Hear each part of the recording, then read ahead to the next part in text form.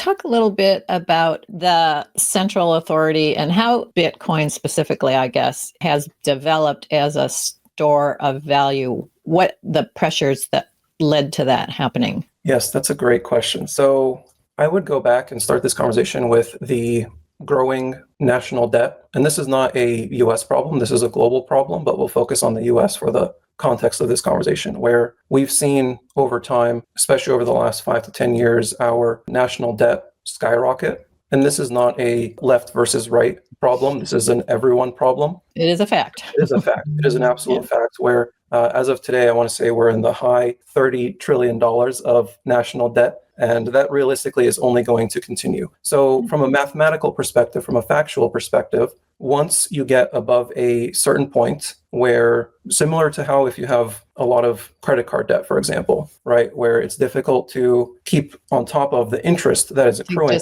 on that credit card. Service the debt, yeah. So just in order to service the debt, mathematically, the only way forward is for the government or Federal Reserve to print more money. And that is one of the main foundations on why Bitcoin has become so popular, is because the US dollar and virtually every other currency in the world is continuing to get debased via unlimited money printing. So meaning it can't keep up with inflation. Exactly. So the further the currency gets debased, you simply are losing your purchasing power over time. And we've seen that almost exponentially over the last 5 years. But if you look back any number of decades, that really has continued, but it's definitely accelerated in the last 5 years or so. Yeah.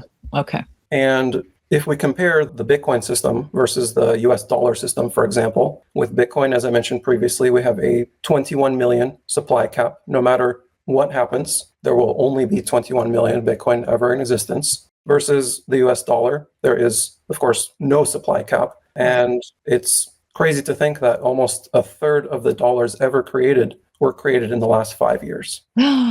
Wow. I didn't know that. That's crazy.